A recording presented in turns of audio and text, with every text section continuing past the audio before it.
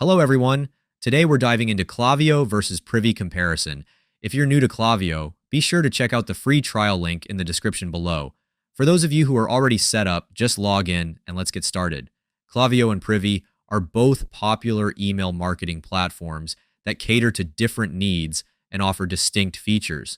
Klaviyo focuses on marketing automation, segmentation, and personalized campaigns with an intuitive design specifically for marketers.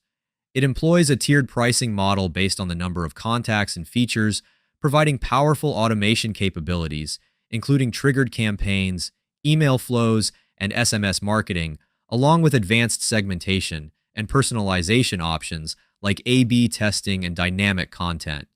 Klaviyo also offers comprehensive analytics and reporting, including customer journey mapping, and integrates well with various tools, making it ideal for marketers seeking a robust platform.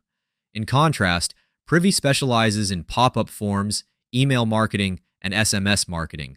While user-friendly, it may be less sophisticated than Klaviyo, offering basic automation capabilities primarily focused on email capture.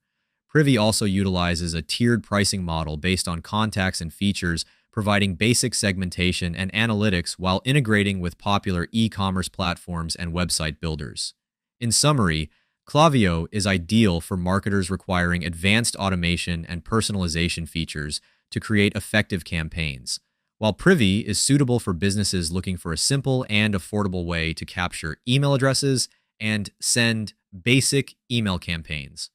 Ultimately, the best platform for you will depend on your specific needs, budget, and technical expertise. I'm offering a free email list building course in the description below, where you can learn how my team and I generate over $80,000 in commissions while growing our email list. The training is completely free right now, so don't miss your chance to check it out. Thanks for watching.